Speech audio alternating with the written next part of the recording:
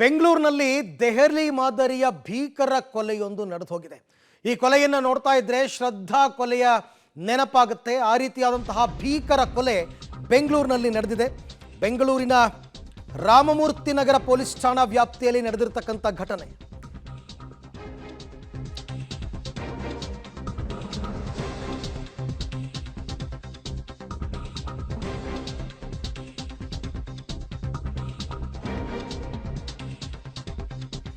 ಬೆಂಗಳೂರಿನಲ್ಲೊಂದು ದೆಹಲಿ ಮಾದರಿಯ ಭೀಕರ ಕಗ್ಗೊಲೆ ನಡೆದು ಹೋಗಿದೆ.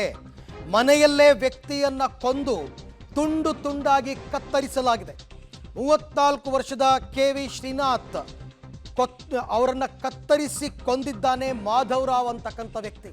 ಮೃತಪಟ್ಟ ವ್ಯಕ್ತಿಯ ಹೆಸರು ಶ್ರೀನಾಥ್, ಕೊಲೆಯನ್ನ ಮಾಡಿದ ವ್ಯಕ್ತಿಯ ಹೆಸರು ಮಾಧವರಾವ್. ತುಂಡು ತುಂಡಾಗಿ ಆತನನ್ನ ಕೊಂದು 2 ಬ್ಯಾಗ್ಗಳಲ್ಲಿ ದೇಹವನ್ನು ವಿಲೇವಾರಿ ಮಾಡಿದ್ದಾರೆ. ಬೆಂಗಳೂರಿನ ರಾಮಮೂರ್ತಿ ನಗರ ಠಾಣಾ ವ್ಯಾಪ್ತಿಯಲ್ಲಿ ನಡೆದಿರ್ತಕ್ಕಂಥ ಭಯಂಕರ ದೃಶ್ಯದಲ್ಲಿ CCTV ದೃಶ್ಯಾವಳಿಯಲ್ಲಿ ತಾವು ನೋಡ್ತಾ ಇದ್ದೀರಾ. ಈ ಮಾಧವರಾವ್ ಅಂತಕ್ಕಂಥ ವ್ಯಕ್ತಿ ದೇಹವನ್ನು ತುಂಡು ತುಂಡಾಗಿ ಕತ್ತರಿಸಿ ಬ್ಯಾಗ್ನಲ್ಲಿ ತೆಗೆದುಕೊಂಡು ಹೋಗ್ತಾ ಇರ್ತಕ್ಕಂಥದ್ದನ್ನು ತಾವು ಗಮನಿಸ್ತಾ ಇದ್ದೀರಾ. ಶ್ರೀನಾಥ್ ಮನೆಗೆ ಬಂದು ಆತನನ್ನು ಕೊಂದು ದೇಹವನ್ನು ಕತ್ತರಿಸಿ ಅದನ್ನು ಬ್ಯಾಗ್ನಲ್ಲಿ ತೆಗೆದುಕೊಂಡು ಹೋಗ್ತಾ ಇರ್ತಕ್ಕಂಥದ್ದು. 2 ಬ್ಯಾಗ್ ಒಂದೊಂದಾಗಿ ಸಾಗಿಸಿರ್ತಕ್ಕಂಥದ್ದನ್ನು CCTV ದೃಶ್ಯಾವಳಿಯಲ್ಲಿ ತಾವು ಗಮನಿಸ್ತಾ ಇದ್ದೀರಾ. ಈ ವಿಚಾರವಾಗಿ ತುಂಬ ತಲೆ ಕೆಡಿಸ್ಕೊಂಡಿದ್ರು ಪೊಲೀಸರು. ಕೊನೆಗೂ ಕೊಲೆಗಾರನನ್ನು ಪತ್ತೆ ಹಚ್ಚಿದ್ದಾರೆ.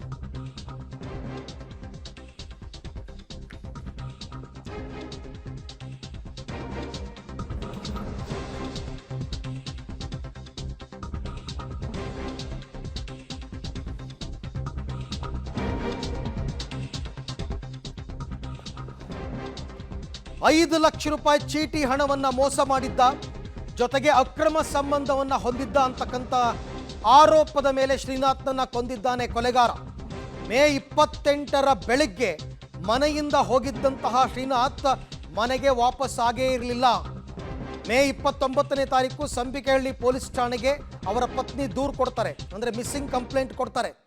ಆದರೆ ಮಾಧವರಾವ್ ಮನೆಗೆ ಶ್ರೀನಾಥ್ ಹೋಗಿರೋದು ತನಿಖೆಯಲ್ಲಿ ಪತ್ತೆಯಾಗಿದೆ.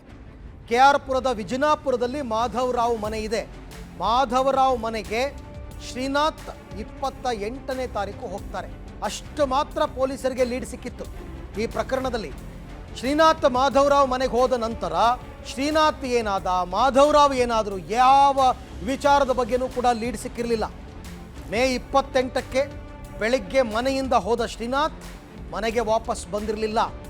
ಎಲ್ಲಿ ಹೋದರು ಅಂತ ವಿಚಾರಣೆಯನ್ನು ಮಾಡಿದಾಗ, ತನಿಖೆಯನ್ನು ಮಾಡಿದಾಗ ಆತ ಮಾಧವರಾವ್ ಮನೆಗೆ ಹೋಗಿರ್ತಕ್ಕಂಥದ್ದು ಗೊತ್ತಾಗಿದೆ. ಫೋಟೋದಲ್ಲಿ ತಾವೇನು ನೋಡ್ತಾ ಇದ್ದೀರಾ, ಈತನೇ ಮೃತಪಟ್ಟ ಶ್ರೀನಾಥ್.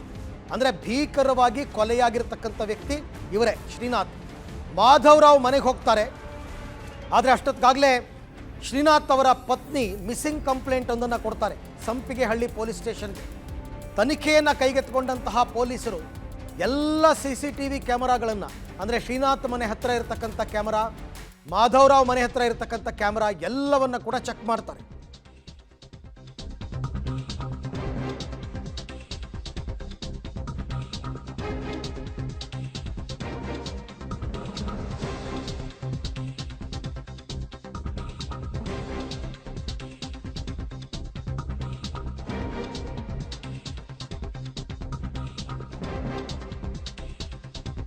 ಮಾಧವರಾವ್ ಮನೆಯ CCTV ಏನಿದೆ, ಆ CCTVಯಲ್ಲಿ ಶ್ರೀಕಾಂತ್ ಮನೆಗೆ ಎಂಟ್ರಿ ಆಗಿರೋದು ಪತ್ತೆಯಾಗುತ್ತೆ.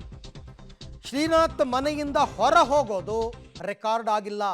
2-3 ದಿನಗಳ CCTV ಫುಟೇಜನ್ನು ಪರಿಶೀಲಿಸ್ತಾರೆ. ಒಳಕ್ಕೆ ಹೋಗಿದ್ದಾರೆ ಶ್ರೀನಾಥ್, ಹೊರಗಡೆ ಬಂದಿಲ್ಲ, ಅದು ಗೊತ್ತಾಗುತ್ತೆ. ಮಾಧವರಾವ್ ಮನೆಯ ಒಳಗಡೆ ಪರಿಶೀಲಿಸಿದಾಗ ರಕ್ತದ ಕಲೆಗಳಿರೋದು ಪೊಲೀಸರಿಗೆ ಪತ್ತೆಯಾಗುತ್ತೆ.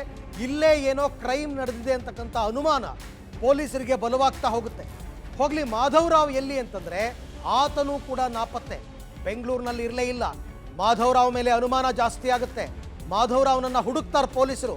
ಕೊನೆಗೆ ಆಂಧ್ರ ಪ್ರದೇಶದಲ್ಲಿ ತಲೆ ಮರೆಸ್ಕೊಂಡಿದ್ದಂತಹ ಮಾಧವರಾವ್ನ ಪತ್ತೆ ಹಚ್ಚಿ ಕರೆತಂದು ವಿಚಾರಣೆಯನ್ನು ಮಾಡ್ತಾರೆ ಪೊಲೀಸರು. ಆಗ ಪೊಲೀಸರ ವಿಚಾರಣೆಯ ಸಂದರ್ಭದಲ್ಲಿ ಅಸಲಿ ಕಥೆಯನ್ನು ಮಾಧವರಾವ್ ತೆರೆದಿಡ್ತಾನೆ. ಸಾಮಾನ್ಯವಾಗಿ ಇಂಥ ಕೊಲೆ ಪ್ರಕರಣಗಳಲ್ಲಿ ಪೊಲೀಸರ ವಿಚಾರಣಾ ಶೈಲಿ ಮತ್ತು ತನಿಖೆಯ ಶೈಲಿ ಬಹಳ ಡಿಫರೆಂಟ್ ಆಗಿರುತ್ತೆ. ಬೇರೆ ಬೇರೆ ಆಯಾಮಗಳಲ್ಲಿ ಅವರು ತನಿಖೆಯನ್ನು ಮಾಡಿರ್ತಾರೆ. ಕೊನೆಗೂ ಕೂಡ ವಿಚಾರ ಏನು ಅಂತ ಗೊತ್ತಾಗುತ್ತೆ.